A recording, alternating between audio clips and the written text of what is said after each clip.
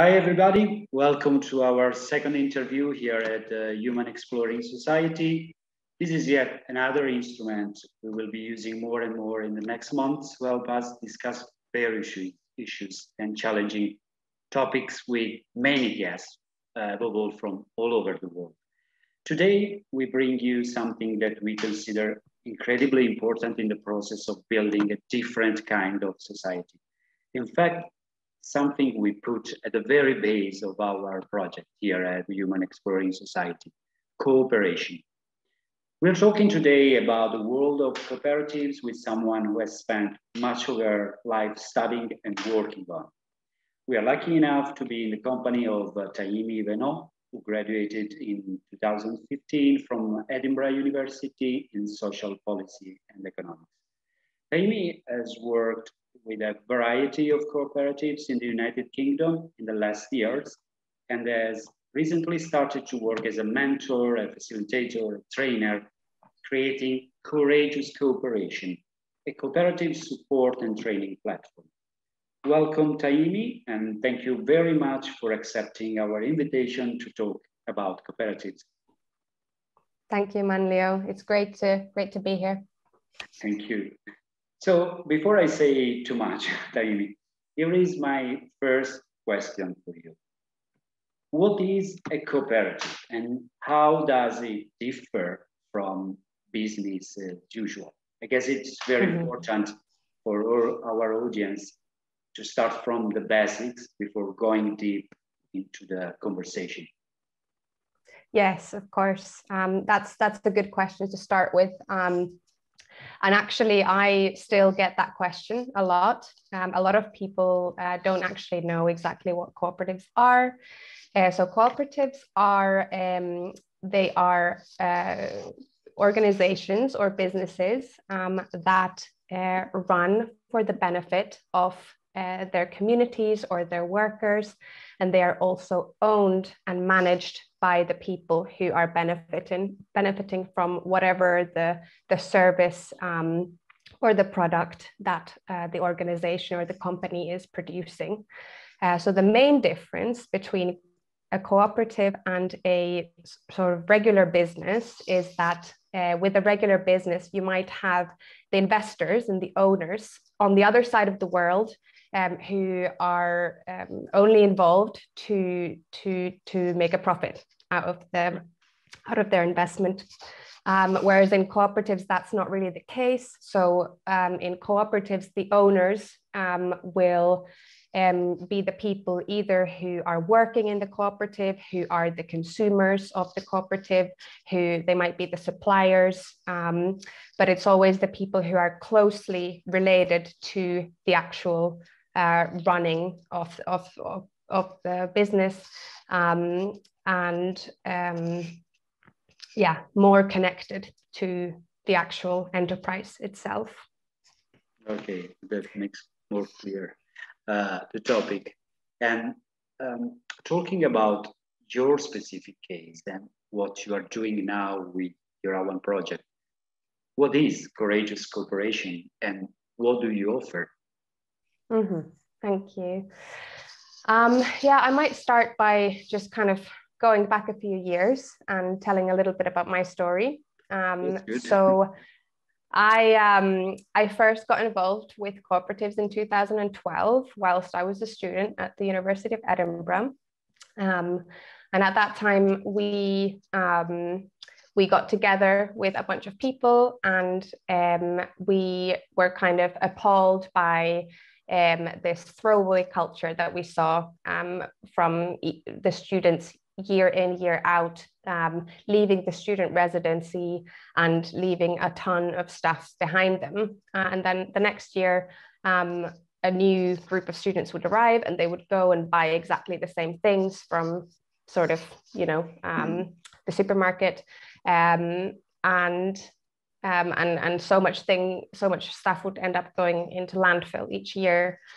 So we sort of thought, how can we change this a little bit? And so we set up this cooperative that was called the Shrub, the Swap and Reuse Hub. And here we created a swap shop where each year we would collect the things that were left over from the previous year's students when they left their halls. And then we would store it over the summer and then redistribute at the beginning of the new year. So all the new students who arrived would not necessarily need to go and buy new things, but they could do that, and that way kind of supporting the circular economy idea, preventing things going from landfill, and all in all just helping everybody. And then sort of that was the flagship program, and then we also set up a premises where we would kind of promote upcycling and have a year-round swap shop as well. So that's kind of the first cooperative that I was involved in, and it was very exciting for me, but also we were very young. There were lots of things that we didn't know. Exciting also because you started from the very beginning. I mean, you created with other people. Yeah, it was a great learning experience, and we learned a lot. But also, I think there were a lot of things that would have been really helpful if someone could have guided us a little bit more on. Sure. And later on, now I'm working in a food cooperative, and this is a workers' cooperative here in Edinburgh. I've been there for 4.5 years, and again, it's been sort of a different experience because it's a different industry, and it's sort of a full workers' co-op, whereas the previous cooperative I was part of was a sort of a mixture in a way. And again, lots of learning has happened, and I feel that over these years, I have learned so much about how we need to unlearn a lot of what we've learned in school in terms of, about how do we make decisions together, and about sort of having to compete with each other, and how do we run enterprises together. A lot of that I've had to unlearn and learn new ways of doing things, working together non-hierarchically, making decisions together in an inclusive way, and so forth. So basically, what I want to do with Courageous Cooperation is distill all the learning from the last 9 years and offer it to people. So I want to offer it to people who want to set up new cooperatives. I want to offer it to people who already have set up cooperatives and might need some support with a particular area in their cooperative. And I want to also I also want to offer it to any existing companies or organizations who might not be cooperatives, but they are interested in bringing in these ways of working into their organization. So basically, in a nutshell, what I offer is training, mentoring, and also external facilitation for people who want to set up cooperatives, for cooperatives, as well as other like-minded organizations. It sounds very challenging. Also thinking about companies who have already set up their organization, not as a cooperative, and they want to swap in that way. Very interesting. And according to your experience and knowledge, what impact do cooperatives have in the world right now? That's a great question. So the impact that cooperatives are currently having, I can describe in a few ways. So firstly, I did a little research on what currently are the most cooperatively minded nations. And I can tell you the list includes countries like Brazil, Uruguay, Argentina, Norway, Finland, which is where I'm from, also the UK, Spain, Canada, Iceland, and France. And these are the countries in the world who at the moment have the most cooperative friendly policies, probably the most cooperatives sort of in their business sectors. Yes. However, I know that in the UK, which is one of the top 10 of the most cooperative nations in the world, still less than 1% of businesses are co-ops. Wow. Yes. So it's cooperation is a global movement, and there are cooperatives all over the world. However, on a scale, the proportion is still relatively small, even though it is sort of having an impact on a global level. And some interesting examples of where you find cooperatives are, there are a lot of agricultural cooperatives, and they often, for example, the company that I work for, we often get a lot of our produce from the Mediterranean, from organic cooperative farms. So, and also our food wholesalers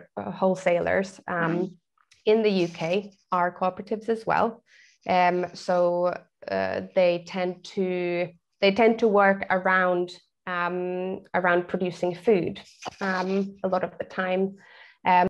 So the main industries that cooperatives tend to work in include agriculture and food distribution and retail. So that's where my cooperative is operating in, and a lot of our suppliers are, for example, organic cooperative farms in the Mediterranean. A lot of our wholesalers are also cooperatives who are here in the UK. Now, other industries that cooperatives tend to work in include banking and financial services. So that's, for example, credit unions, also in education and healthcare, as well as housing. Very interesting. And now let me ask you something maybe more related to our daily topics. What potential do cooperatives have to address the current social and environmental challenges we face? I mean, let's take the lack of affordable housing as an example, highlighted also by the socialist representatives in the US Congress as a problem that needs to be faced immediately because it is a real overwhelming emergency. So what's the potential for cooperatives there? Yes, I believe that cooperatives can have a lot of potential to solve or to help solve many of the challenges that we are currently facing in the world. The first example that came to my mind is the example of how in the developing countries, agricultural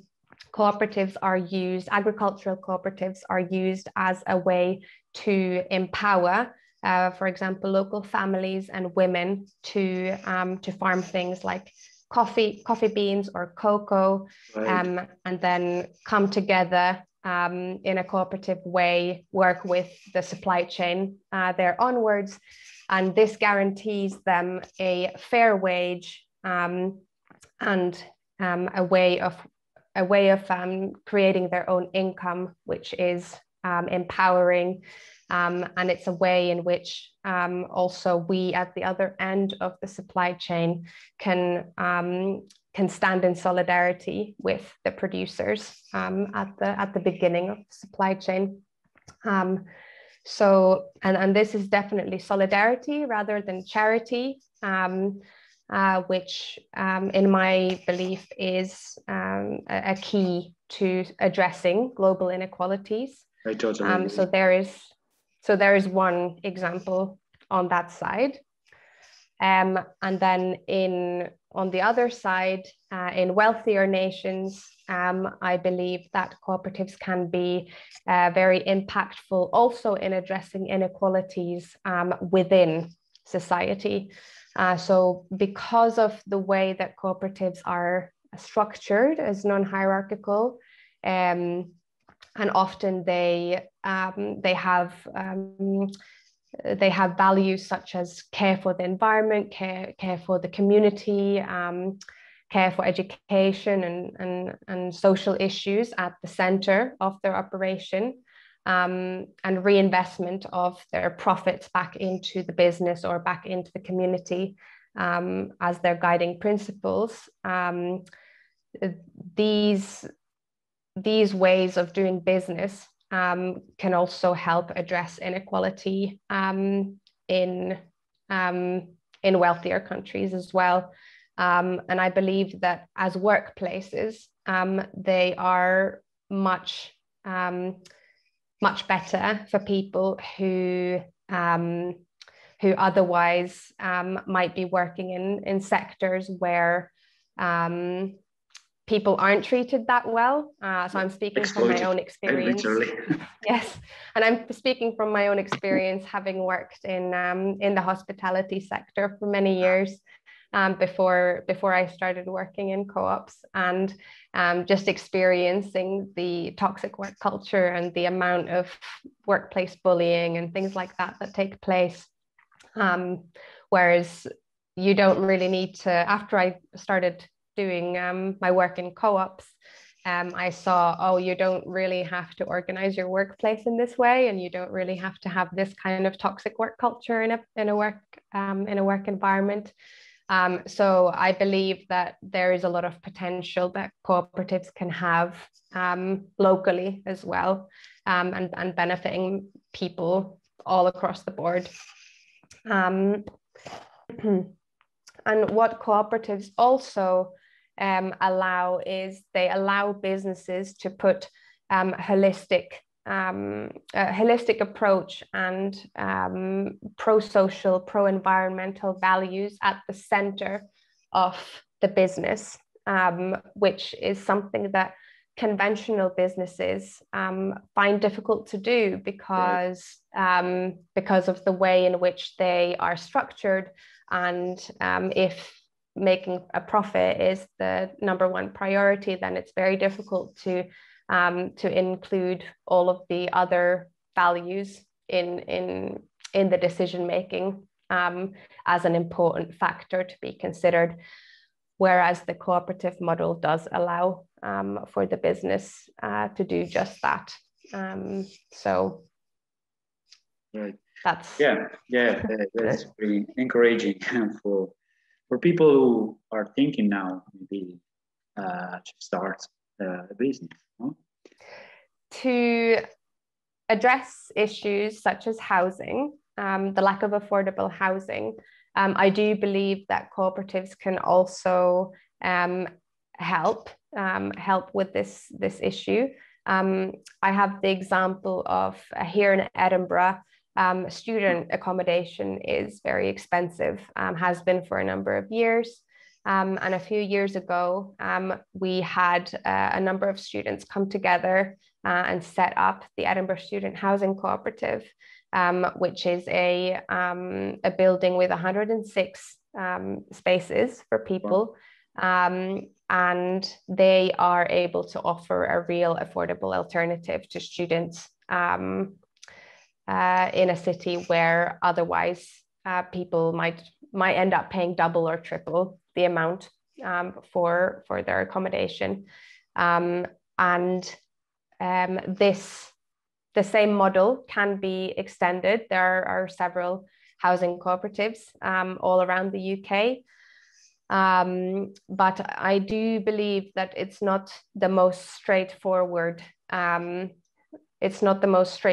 process in terms of accessing finance, for example, to buy a place, because housing cooperatives are not really, how would I say, they're not so recognized by conventional lending institutions. And I do believe that is the challenge that a lot of cooperatives can face at some point in their process. Another example in the housing sphere is the Co-op City in Bronx, New York. which is a big sort of housing estate type area that houses thousands of people. And they have something called income caps on their residents, in the sense that they only allow people whose income is under a certain amount to live there.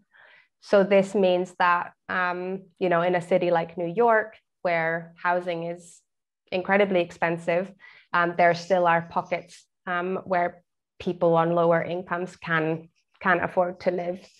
So those are some examples in the housing sector where cooperatives can have a positive impact. And then the other example that I had in mind is changing the food system, which is obviously close to my heart as someone who works in the food industry at the moment.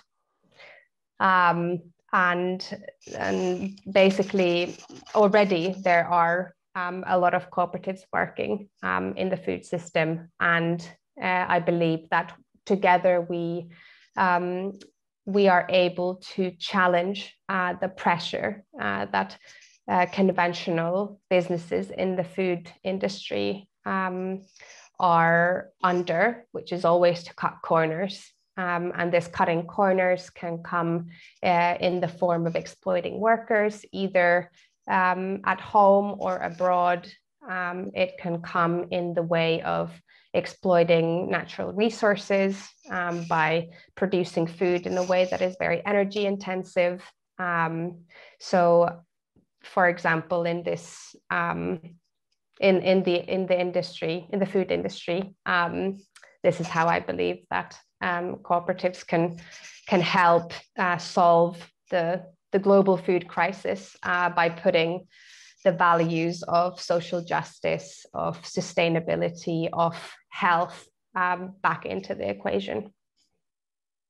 Very interesting. And that's part of my thoughts about the food industry, that I've always thought that actually if these companies are able to exploit natural resources, are able to exploit the workers, why can't exploit you, consumer? This has always been my question about the big corporations in food industry. Okay, and now we can finally go to our last question. I would like to ask you now, what are, in your opinion, the next steps to help and support the cooperative movement? Well, I believe that number one is raising awareness. As I said at the beginning, there's still people who, when I talk to them about cooperatives, they're like, what's a cooperative? I believe it's especially important to do this with young people. So to support education and sharing with the younger generations about cooperatives. I believe it's particularly useful at this time, given the current global situation, what's happening with the economy,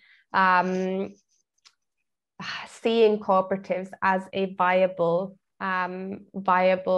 option for employment for young people, I believe would be incredibly valuable at this time. The other step that I believe is very important is to teach the practices that we need to create and to run cooperatives. As I said, this is not something that we get taught at school at the moment. Absolutely. At least I didn't, and I think a lot of people, the same for me. Yes. So I believe that firstly, we probably need to unlearn some things, such as that we are in competition against each other, or that you're only thinking about yourself and your own benefit, and switching to a more collective, communitarian, cooperative way of thinking, and as a result also learning the tools that we need to move towards that way of living in the world. So things like learning about non-hierarchical decision making, about the accountability structures, about the ways of communicating with each other, which are needed to make this horizontal way of working together actually work, because it's not easy. It's not always easy. I can say that. And but it's just. Lastly, sorry. But it's something that is just. It has to be done. Unfortunately, the easiest things are not always the correct ones. Sometimes. So, Indeed. The other steps that I believe would be really helpful are also people supporting existing cooperatives. So people, if you, wherever you are, if you're able to do some research in your local area, see if there is a local cooperative who is involved, for example, in the production of food or producing some other services. Then if you are able to support them, then I believe that would be very helpful. And then lastly, also, we also need to make sure that in different places, the legislative framework isn't discriminating against cooperatives, because right now there are a lot of benefits for big corporations, and I don't know exactly the details of what all that entails, but my understanding is that there are a lot of subsidies for big corporations in different areas, and that this is impacting on the ability of smaller players, including cooperatives, to stay competitive compared to the big corporations, and so our legislation needs to stop sort of funneling towards this incredible amount of centralization in our food system, for example, as well as in other industries, and actually be designed in a way that supports decentralization and a number of different organizations or different companies in whatever industry we're talking about. This is also good for other reasons, obviously. So those are the main things that I would say that we need to help support the cooperative movement. Yeah, from here onwards. Politics also needs to play the main role in this government. Of course. So thank you very much indeed for your time, Taimi. We really appreciate having the opportunity to interview you, and I'm sure our audience has enjoyed it as well. It has been an honor and at the same time a great pleasure. And above all, my wish is that it could be helpful to someone in terms of inspiration for their future. And speaking of future, Taimi, have you got any projects or plans for the near future? Yes. So the next project that Courageous Cooperation is working towards is running a cooperative incubator program for people who are interested in setting up their own cooperative. Now, this would most likely be a group program, and it would be run for approximately 6 months, and we would be learning about all the different areas related to running a cooperative over those 6 months together, as well as providing the group support for the different individual cooperative projects to to be taking their steps towards establishing and starting their operations. That's very exciting. Sorry. Thank you. Yes, we are going to be launching a crowdfunder for this to run the first season, so to speak. So I will provide you with the link for that you can put in the show notes for people to find where they can share or donate to the crowdfunder if they would like to. Yeah, absolutely fine. Yeah, and very well. We'll be happy to give our audience updates about these constantly along with the progress of the project. So thank you again, Taimi, and also thank you to our audience, who we hope to see again soon as we release our next interviews. Please keep on following the Human Exploring Society on our channels, and see you soon. Bye.